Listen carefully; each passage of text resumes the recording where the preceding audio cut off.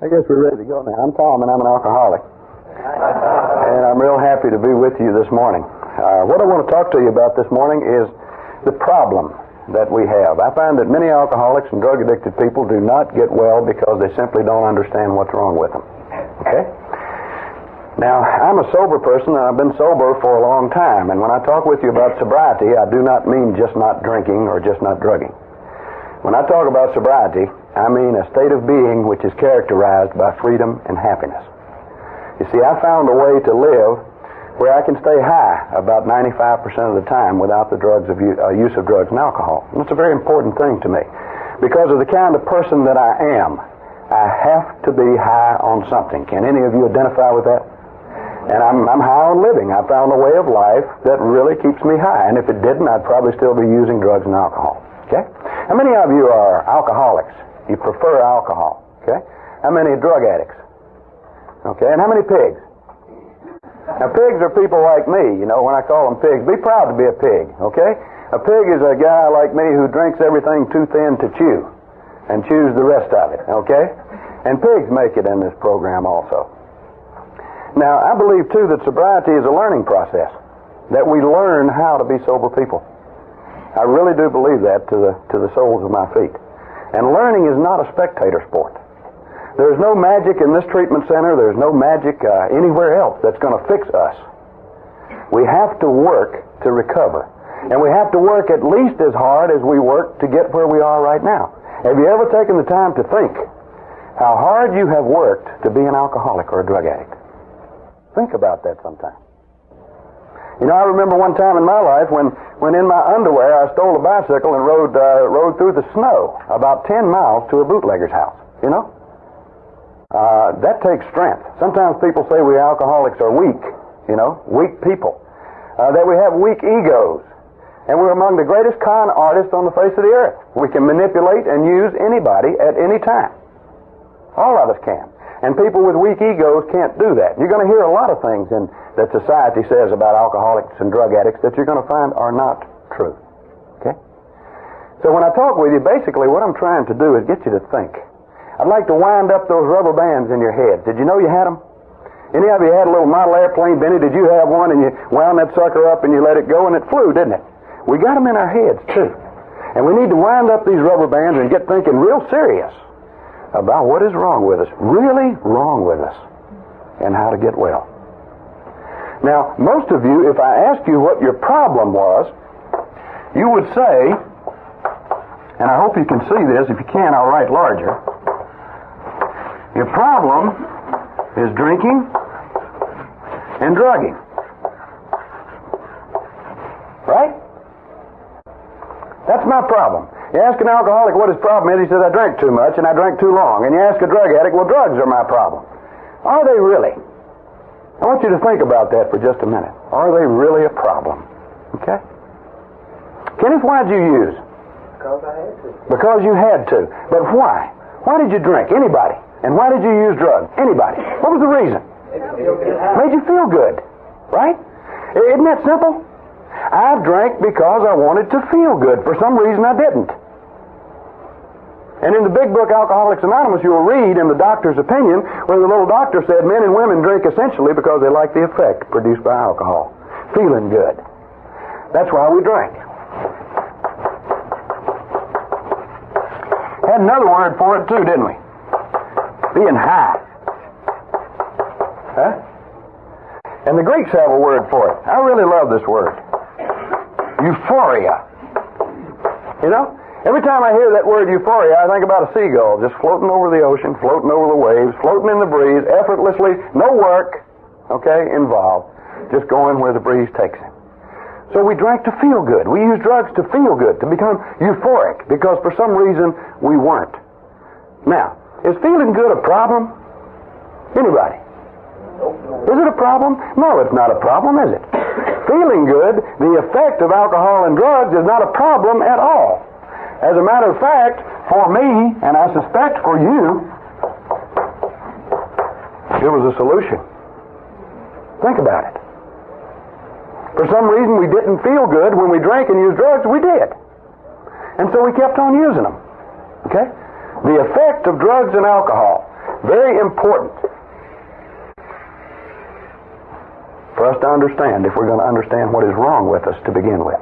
Okay? Now let's take it a little further. If drinking and drugging are not the problems, what is?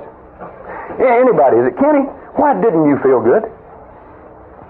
Can you tell me? Or John?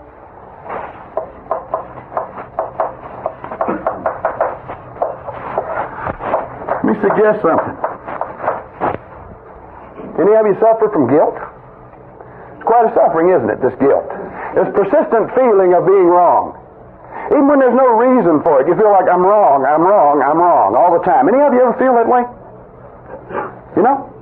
And when you did something well, you felt like you didn't do it good enough, so even when you succeeded, you were a little bit guilty about not doing better. And there's a reason for that. Okay? What other reasons didn't you feel good? Come on, tell me. Why didn't you feel good in the first place? Why did you have to have alcohol and drugs? Anger. That's a good one. What's another? What? Self-pity. Self-pity? Good one. Poor me. Everybody else in the world's got something I don't have, and I try to get it and I can't get it. Poor me. Okay? Somebody mentioned loneliness.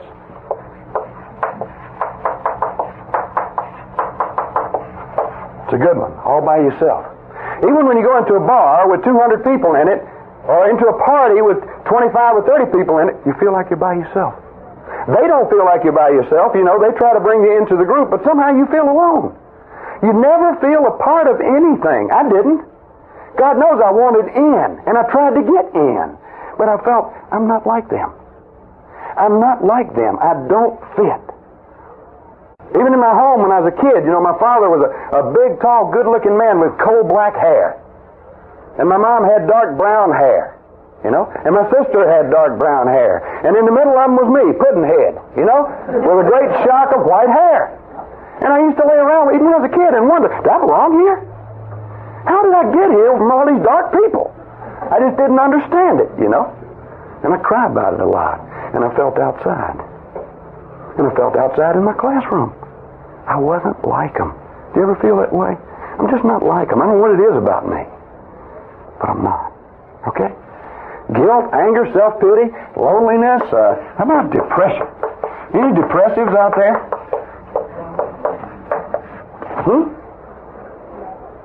Pretty bad feeling, you know. You wake up in the morning, you want to pull the covers over your head and put the pillow on because you don't want to go out in the world and be with them. Them, you know. Them who talk about you and don't like you and put you down and are plotting against you. And so you crawl all up in yourself like this, you know, and say, I'm not going out there and let them get me.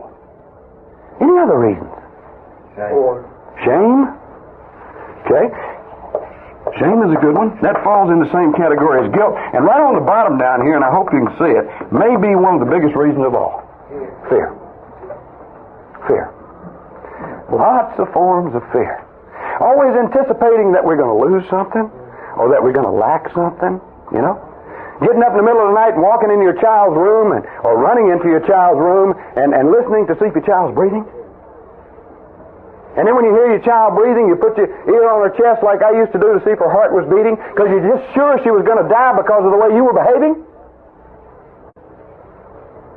Fear. All forms of fear. Little worries, little dreads, things like that. All the way to fear number 207, I call it. Because I read a book once and the psychologist listed 206 fears and I'd had them all. But there's one fear he didn't have in the book. Fear number 207. But we've had it. The fear of impending doom, Kenneth.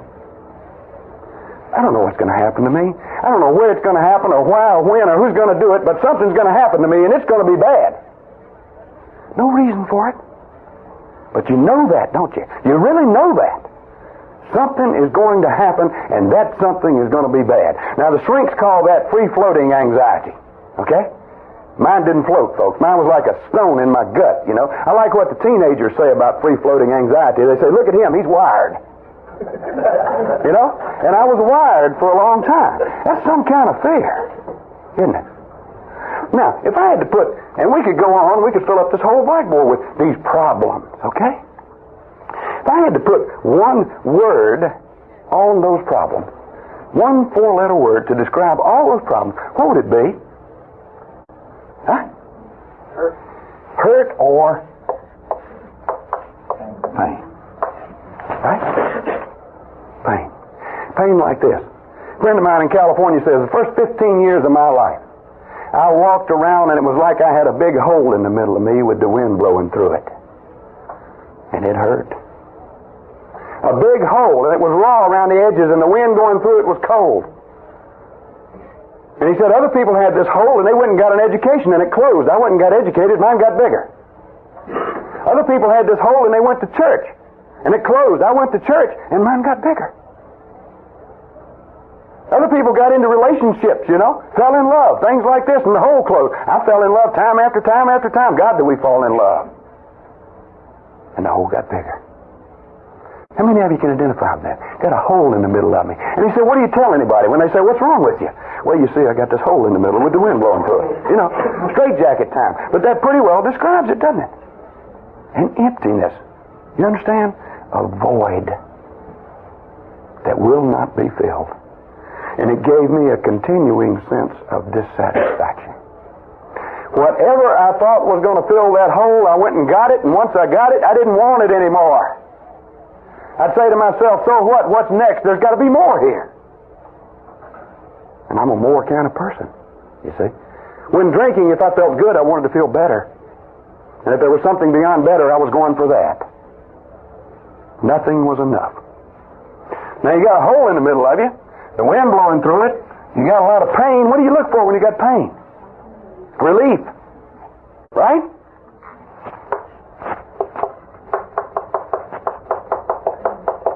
There it is. Now you got all this pain in the middle of you, and one day, like me, someone hands you a bottle. And you take a couple of drinks of that Flit, or a couple of hits of whatever drug you're doing, and the hole closes.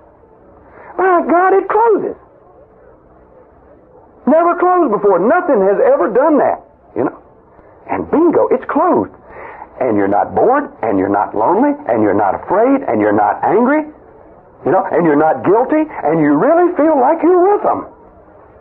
For the first time in your life, you're satisfied with who you are, and who you're with, and what you're doing. Did you feel that way? God, that's important, isn't it? You walk around for 10, 15, 20, 25 years with a hole in your middle with the wind blowing through it, and you find a substance that closes it. God, that's important. And you're not even going to begin to understand your alcoholism and drug addiction until you understand the value of alcohol and drugs. Think about it.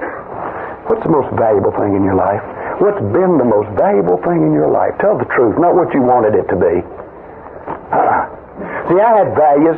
I wanted to be a good person. I wanted to be a good husband. I wanted to be a good father. I wanted to be all those things, and I tried to be those things.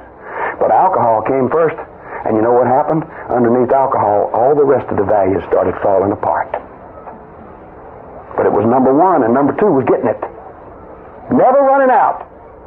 My whole value system was dominated by alcohol and drugs. Was yours not? Be honest. We don't like it. We don't intend it to be that way, but it is. How valuable.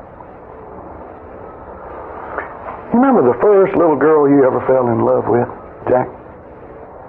What was her name? Susie. John? First little girl you ever fell in love with? Dorothy? First little boy? Who? Jean. Jean got around a lot, folks. Yeah? Huh? Mickey, you remember the first little... Okay. Yeah, you can picture her, can't you, in your mind? That's important, isn't it? Mine was Sylvia. Sylvia, she'll remain nameless, okay? Beautiful Sylvia. Blonde hair, olive skin, gorgeous. I was Sylvia's paper boy. And I was one of those paper boys that ride around on your bicycle with, no hands on the bars, folding those papers, hitting those porches. I carried 400 papers every morning before I went to school. I was good at it. But I didn't throw Sylvia's up on the porch. When I took hers last, and when I got to her house, I parked my bike, and I got off of it, and I lovingly carried her paper up and put it behind her screen door. Now, why did I do that? Because I wanted to see Sylvia. And when I went to school, I stared at Sylvia. And I daydreamed about Sylvia, and I went to bed thinking about Sylvia, and I got up thinking about Sylvia, and I ate my meals thinking about Sylvia, Sylvia, Sylvia. She dominated my life. Y'all remember? And 15 years later, it was alcohol, alcohol, alcohol. That's how important. And so you don't tell an alcoholic or a drug addict to give up the most valuable thing in their life. Like people used to tell me, you're a nice fellow if you just quit drinking. They didn't know how valuable that was to me. They didn't know that without that drug, the hole came up. And I felt like I was going to fly into 1,000,000 pieces any minute. They didn't know that. And I wanted to say to them, what can you give me to replace it? I've got to have this thing, whatever it is that closes the hole. What can you give me to replace it? And all they could tell me was I needed to quit. No replacement. And I wasn't about to give it up, were you? No, sir. No, sir. And if I hadn't found the replacement I found today, I'd still be drinking and drugging. I'll tell you that now. But I've found one. Okay? Very valuable. Now, if all that alcohol and drugs did was to relieve that pain, man, miracle. Miracle drug, you know? But that's not all. Any of you have any side effects? You have any side effects like you staggered a lot, and you fell down, and you lost your car, and you drove your car drunk, and you couldn't remember who you were with and what you did, and your family members helped you become a real good liar because the first thing out of their mouth when you walked through the door was, where you been? You know, I used to go out and stay drunk 3-4 days, come home, first word out of my wife's mouth, Tom, where you been? I didn't know where I'd been. But she's my wife, she deserved an answer, so I made up one. Huh? Who were you with? I didn't know who I was with, but I made up an answer, you know? But the last question on her list always threw me. And it was always the last question. Tom, where's the car? I never knew where the car was, okay? But you see, our family members help us to become good liars by asking all these questions, you see? They don't know that. All right? Side effects. Getting into altercations with those guys in blue suits and those long sticks. Waking up in those rooms with the bars on them, you know? I didn't want to do that. I have a friend that says drunkenness is just a bad side effect of alcoholism. I think he's right. I didn't want to stagger. I wanted to feel good. That's all. Just right. How about this? Any of you have any after effects? Yeah. Did you vomit a lot? I hate that word. It sounds a lot worse than puke. You know that? Did you try to and couldn't? Those dry heaves, man, they're good, you know. Feel like your abdomen's coming out your throat any minute. Huh? Did you walk the floor and shake? Did your eyeballs shake a little bit? Huh? Jerk around in your head and you couldn't stop them? Not so much fun, is it? Did you hear music and turn off the radio and it wasn't playing? Did you see those 3D Technicolor movies? Of rats, snakes? Those of you who haven't, keep on drinking and drugging long enough, you will. People think that 3D and Technicolor were invented in Hollywood. They were not. I've got news for you, and I'm going to fill you in on it. Some drunk invented them when he's in DTs. All right? And if you're really fortunate, you know, you can fall down on the floor and jerk and chew your tongue half in two. And you get up in the morning and you crawl into the John. God, how I hated it. Crawl into it because you can't walk. And shimmy up to it and put your arms around it. Embrace the shimmering waters, you know. And make a quick decision. My God, which end will I put on first? Y'all have made that decision, haven't you? Have you missed? Now, after effects and side effects fit right into this, don't they? Pain. So isn't it funny? Isn't it ironic? The very thing that takes away pain produces more. But you know how to get relief from pain, don't you? You drink again. And if you want a very simple picture of addiction, there it is right there. You drink to relieve the pain, the result is more pain. And you drink again to relieve that, and it's more pain, and you drink again to relieve that, and it's more pain. It's no answer. And you know what we spend our time doing? In between every two binges, we try to figure out how to get that effect, which is so valuable, without all those side effects and after effects. Don't we? And you know, we always come up with an answer. And we start telling ourselves the alcoholic and drug addict's lie. This time it's going to be different. This time, if I just handle it right, I'm going to be able to drink like everybody else. And we do it again. Okay? Valuable. Now, these problems we've stated up here, do they just come up out of nowhere? What's your name? Yeah. Ginger. Do those problems just come up out of nowhere? You just get angry all of a sudden, guilty all of a sudden, feel sorry for yourself all of a sudden? No, you don't, do you? So those problems are not what's wrong with us. They're symptoms of what is wrong with us. Where do they come from? Now, let me get down to it with you. We're all kinds of people in this room. Tall, short, fat, slim, educated, uneducated, women, men, blacks, different religions. Okay? All these things. And we're different. And we live in a society that stresses our differentness, our uniqueness, our individuality. Am I right? I want to take a different tack. Did you know that we're the same? Did you know that regardless of your age or your sex or your religious preference, or where you came from, or how educated you are, or how rich or poor you are, that your alcoholism is exactly like my alcoholism, that inside of us there's not an ounce of difference? Think about it. And I'll show you what I mean. Because one of the lies we tell ourselves, you see, is I'm different. When I get that bad, I'll quit. You know, when I'm on Skid Row, I quit. An alcoholic is a person who drinks too much too long. You know, real drug addicts are laying back in the attic somewhere with a needle in their arm. And if I ever get that bad, I'll quit. I am different. Well, you're not different. An alcoholic is an alcoholic like a rose is a rose, and a drug addict is a drug addict like a rose is a rose. Because the problem is inside, folks. It's an internal problem, not outside. Rich people have it and poor people have it. You know that. All kinds of people have it. But it's the same problem, just like appendicitis is the same problem. Now, what is it in us that's alike? Let me suggest a few things and see if you can agree. I'll describe myself. I'm an idealist. Are there any idealists out there? You know, it was like I came into this world knowing how this world ought to be. And I knew how the people in it ought to be, and I knew how I ought to be. And I looked around me, and the world wasn't, and they sure weren't, and I wasn't either. And I got so hung up on what I thought I ought to be, I didn't have time to be. Any of you feel that way? And I was raised as a little man. Tommy, you're a little man. Little men don't cry. Little men don't lie. Little men are never afraid. Well, I had three problems going, you see. Because I lied and I cried and I was afraid. But when my parents, the big people in my life, would ask me if I was afraid, what would I say? No. Look back on your dishonesty. Most of us think we get dishonest after we start using. I got dishonest shortly after I started talking. It seemed like the thing to do. So we're hung up on ought to, you know.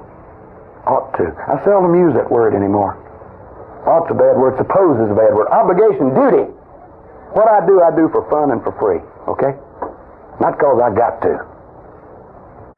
But I am an idealist still. Okay? I am also a perfectionist, and I'm going to abbreviate that. Are there any perfectionists out there?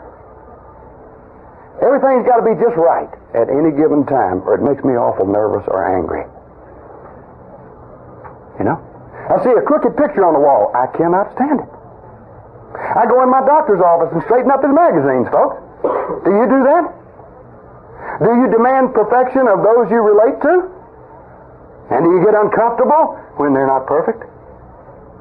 Do you always go for the top of the heap? In your job, are you the best one? I'll bet you are. Are you going to get there? First place, spotlight, approval, pats on the back. Never second place. And tell me something. When you're not the best in your own mind, do you feel like you're the worst? Huh? That's the way a perfectionist lives, like a yo-yo. Best, worst, best, worst. It'll kill you. It will absolutely kill you. And when things are not the way you want them to be, what do? You try to change them. If it's a person, you try to change that person. If it's a situation, you try to change that situation. And the ugly thing about perfectionism is even when you get it perfect, it's not right. Can you identify with that? I'm talking insides now. Okay. Another one. I'm going to abbreviate this too. Hypersensitivity. I live on feelings, do you? I don't live on thoughts. I live on actions and reactions based on my feelings. I always have. I'm a feeling person. For years, it was like I walked around with my feelings sticking out 50 yards in all directions, and people were always stepping on them. I was more sensitive than I ought to be. I heard a psychiatrist not long ago, and he said alcoholics and drug addicts are stimulus augmenters. Did you know you was one of those? I didn't either. I didn't know what it was, but I always asked questions. I said, sir, what is a stimulus augmenter? He said it's the person that makes mountains out of molehills, and it feels much more deeply than he or she ought to feel. I said, I knew that. I just didn't know I was a stimulus augmenter. You know? Another psychologist told me alcoholics and drug addicts have a lot of cognitive dissonance. Did you know you had that? I didn't know what that was either. And I asked, what, sir, is cognitive dissonance? And he said, it means you're always thinking what you don't want to think, and you can't ever think what you do want to think, and you're always being and doing what you don't want to be and do, and you can't ever seem to be and do what you want to be. And I said, I knew that too. You know? I just didn't know it was cognitive dissonance. Now, when your family comes in here for treatment, don't tell them I told you this. But if they say, what is wrong with you? Say, I'm a stimulus augmenter with lots of cognitive dissonance, and don't you upset me. And if you really want to wow them, tell them what Dr. Harry Tebow said about us.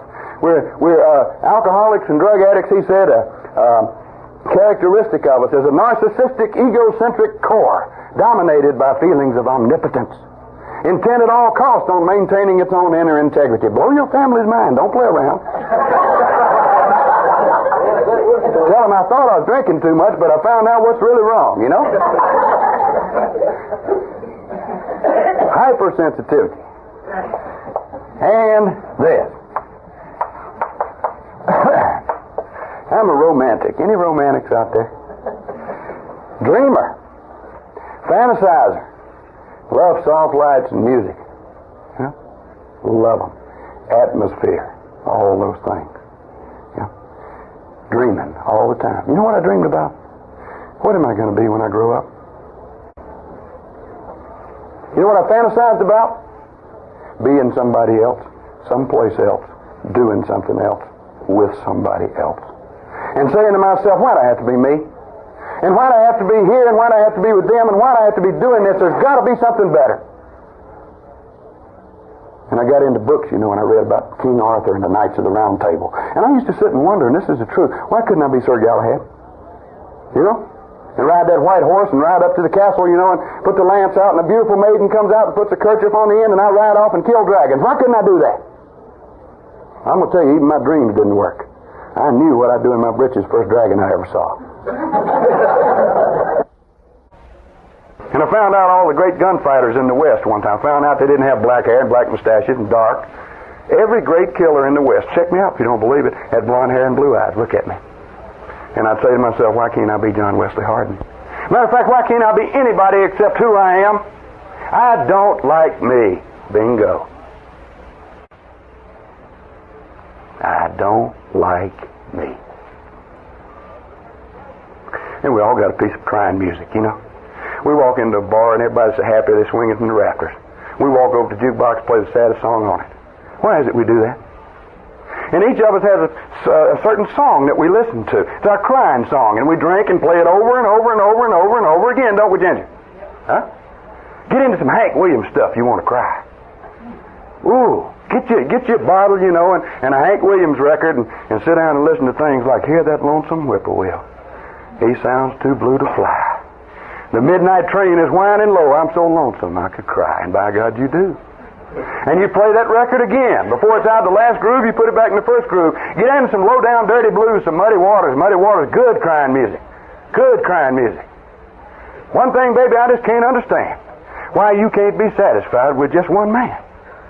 Tell me, baby, and tell me true, how can you love me and my best friend, too? I'd rather drink muddy water. Sleep in a hollow log. God, that's a good get-down song. Take another drink, you know, and play it again. Now, my particular song was a thing by the Four Freshmen. Okay? Four Freshmen. Some of you may not remember the Four Freshmen, okay? But they sang this song, and it was called Their Hearts Were Full of Spring. And it's the song that I listened to. There's a story told of a very gentle boy and the girl who wore his ring. Through the wintry snow, their love remained still warm, for their hearts were full of spring. Isn't that pretty? But what I love was the chorus.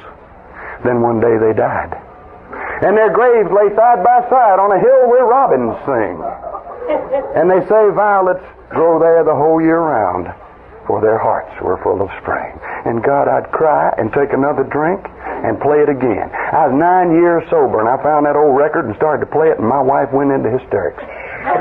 Honest to God, don't play it, don't play it. And I was a little afraid.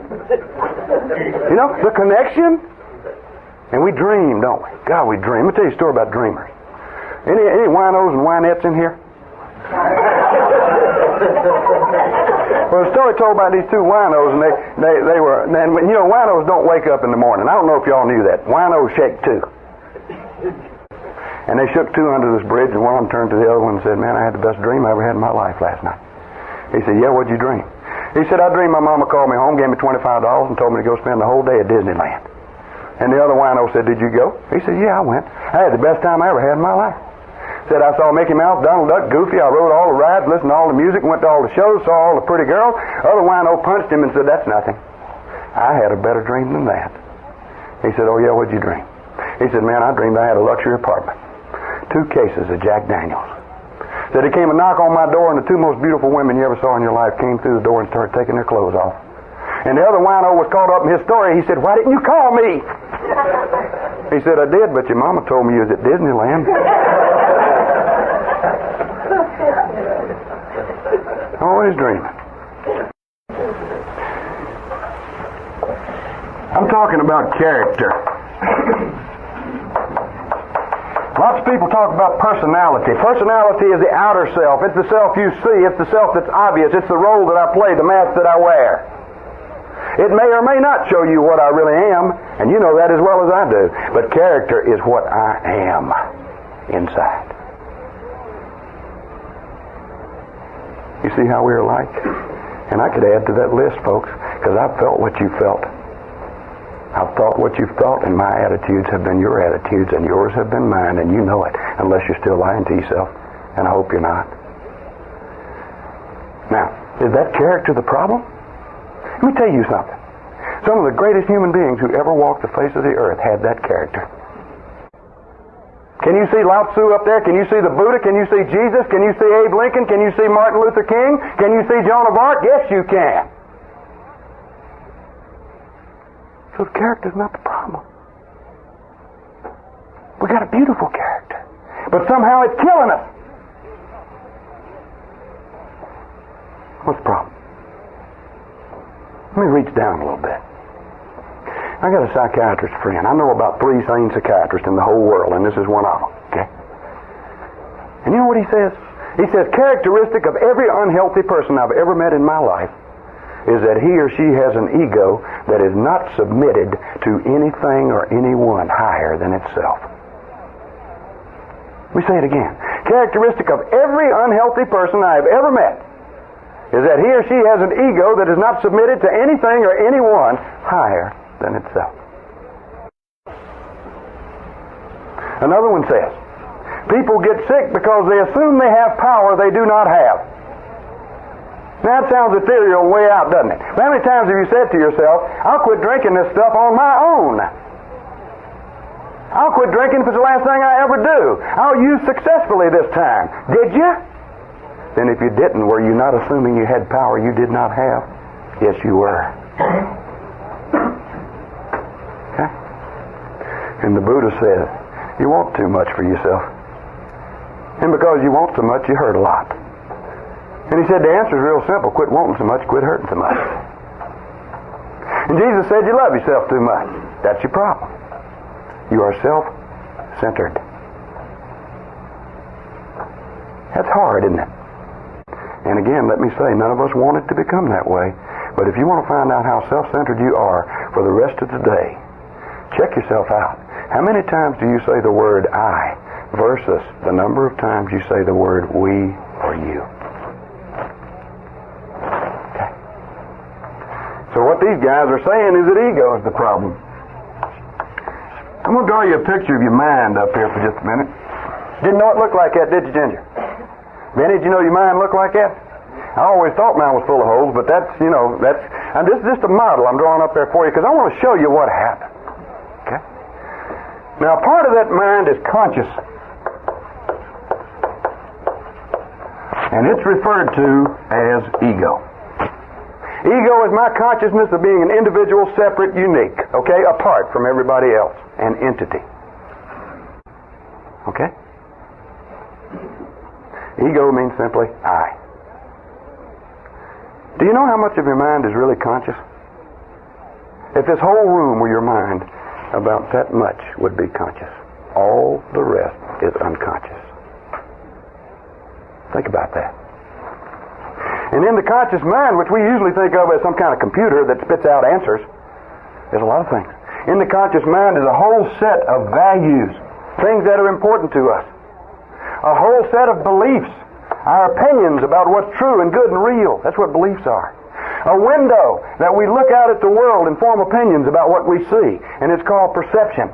And a whole pattern of feelings, and a whole storehouse full of memories. And yeah, we have a computer, it's called the intellect, the thinker. And we have a chooser, which is called the will. Do you ever think something was wrong with your will? Huh? The will is the ability to choose what you're going to do and do it. Do you ever tell yourself, I'm going to drink successfully this time, and try it, and couldn't do it? Now, the ego has a job to do. The ego is the manager of the mental company. Do you understand that? And it's the ego's job to bring me pleasure and protect me from pain. And it's also the ego's job to protect everything that is valuable to me. One thing that is valuable to me, I've said, is alcohol. Another thing that's valuable to me is that ideal image, what I think I ought to be. Okay? And we'll get back in a minute. Let's go to the unconscious mind. According to Carl Jung, the psychiatrist, the unconscious mind is divided into two parts. One part he called the personal unconscious, and I call it the basement. And you'll find out why in a minute. What do you put in your basement? One word. Junk. You put junk in the basement in your house, you put junk in the basement of your mind. Make no mistake about it. What the ego does not want to become conscious, it shoves into the basement and keeps it there. There's another part of the unconscious mind, and Jung called it the collective unconscious, and I call it the knower.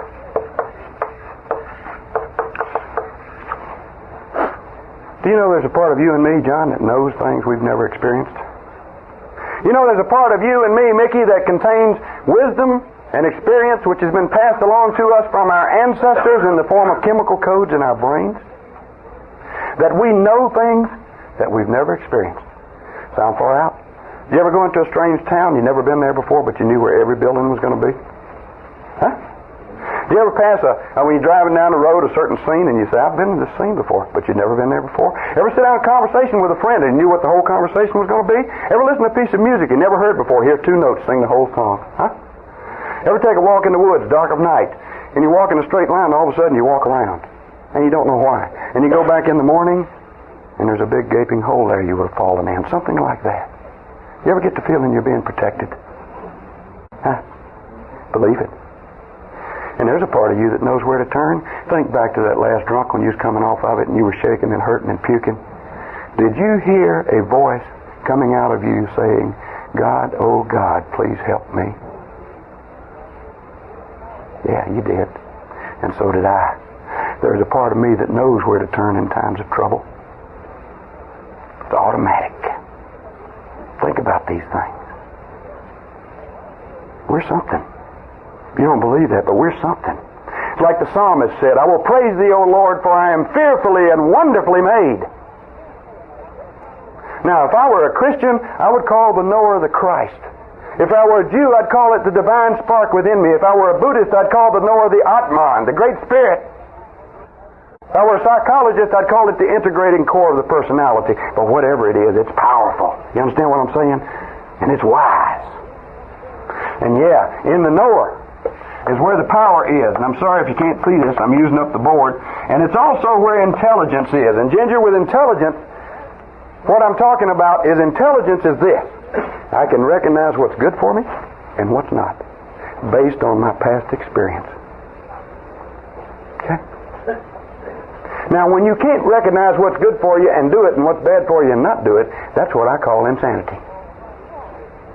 Think about your drinking and drugging. Were you able to recognize what was good for you and do it? and bad for you and not? Or did you keep going back to the very thing that was killing you and ruining your life over and over again, telling yourself, it ain't going to kill me. It might kill them, it won't kill me.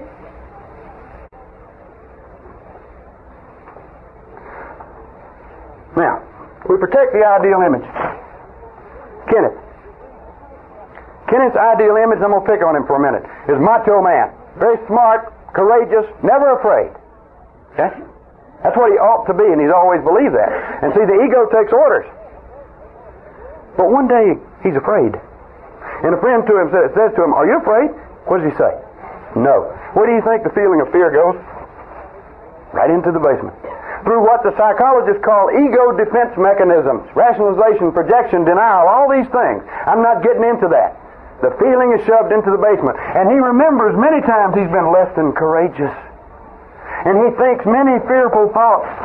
And there's a lot that he doesn't know. But what does the ego do? It shoves all the things that don't support the image into his basement.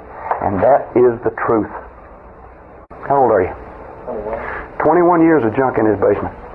You hear what I'm saying? 21 years of junk, Benny. And some days he walks around and he's so mad he can't stand it. And you ask him what he's mad about, and if he tells you the truth, he says, I have no idea. And he walks around and he's guilty as he can be. And he's done nothing to be guilty about. Do you ever feel that way? And he's depressed and there's no reason for it. Do you ever feel that way? Because see, when you shove these feelings and thoughts and memories into the basement, you lose control of them. And you might bury them, but they're not buried dead. They are buried alive. They create a lot of pain, don't they? Which demands relief. Can you see it? Can you see it? If you have these characteristics and you live in the world we live in, you're going to feel these things. And if you shove those things into the basement, the pain will get so intense that yes, you feel like you're going to explode any minute and you have no idea why you feel like you do. You just need relief. But more important than that, you load your basement, you cut yourself off from the knower. You cut yourself off from power, and you cut yourself off from intelligence. And you can't recognize what's good for you, Ginger, and do it, and what's bad for you, not. Am I right? And you can't seem to make an agreement with yourself and keep it. You can't do it. What's missing? Am I talking psychiatric problem here? I am not. I'm talking spiritual problem. Power is, was, and always will be a spiritual concept. And so will intelligence. So you see, we're getting down to it now. Spiritual problem. I don't have the power to be what I want to be and do what I want to do. I know, I've tried.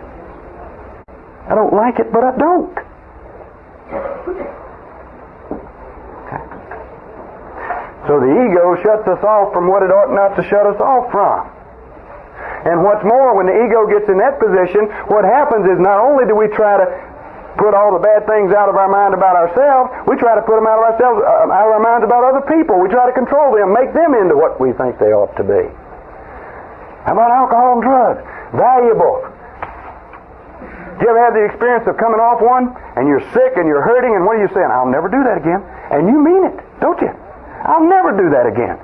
You know? And then you start feeling well. Feeling better, you know. And what's happening while you're feeling better is all the bad thoughts and memories and feelings about that last binge are being neatly shoved into the basement out of consciousness, so that 5 to 7 days later, you know what you're saying? This time it's going to be different. This time I think I can drink successfully. Now if I'm lying to you, I'm dying. And it actually happens. Don't forget it. In many ways, my greatest enemies when I was an active alcoholic were health and success. When things got good, that was bad. Because when things got good, the little monkey would jump up on my shoulder and say to me, hey, you don't need to go to that meeting. That's for bad drunks. You're not a bad drunk. And when the alarm clock would go off, the monkey would pop up and say, you can sleep 15 more minutes, and I'd show up 2 hours late for work. And the monkey never shows his head while you're hurting, just when you're feeling good. Think back on your own drinking. If there was a problem, I worked through a problem. If there was a crisis, I'd work through the crisis. Then, when everything was okay, is when I'd do it. Because it didn't like me, Ginger. I tore it out of my house. Alcohol didn't do it. I did it. Bottom line, I hated my guts. I was not what I ought to be. I was not perfect. I was extremely sensitive to that. And you see, it has nothing to do with drinking or drugging. It's a spiritual problem. Now, I'm not going to tell you to give up the answer to your problem without suggesting a solution. I am not here to shuck and jive. I want you to know that. I am not here to tell you to do anything I have not already done. I am not here to suggest to you that you believe anything that I don't believe, and you better put that in the bank, because I got a fatal disease and I do not want to die. And you've got one, and I do not want you to die. What I want is for you to understand what is really wrong and quit playing games. No shrink can fix you. Not because they're poor, bad people, but because they can't fix you. They don't have the power. No wife, no husband, no friend can fix you. They don't have the power. No minister can fix you. They don't have the power. Who's got the power? Go ahead and say it. You know it. The knower knows it. God's got the power. Am I right? Whoever or whatever he or she is, there's the power. And if what Young told us is true, part of that power is in us. And we're running all over the place looking for it. And there it is. Closer to us than our next breath. And the great spiritual teachers have said, don't look for the kingdom of heaven in Jerusalem or on the mountain or over here, over yonder. The kingdom of heaven is right in the middle of you. My God, what have you been looking for? So in the next session when we get together, let's go into a solution to this problem. Because there is one. There really is. Okay? Any questions at this point? So the problem, you see, is not the character. It is that the character is under the control of I. And as long as my character, being what it is under the control of I am going to self-destruct. Okay? The ego, the manager of the company, is acting like it's chairman of the board. You hear what I'm saying? It has gotten inflated, and that's our basic problem. Our ego is bigger than it ought to be. Doesn't mean we're in love with ourselves. You think about people with a big ego, oh, he's conceited. He's in love with himself. I never was in love with myself. But there's an opposite end to that. I sure was in hate with myself. All right, we'll come back and go into a solution if you're interested. Thank you.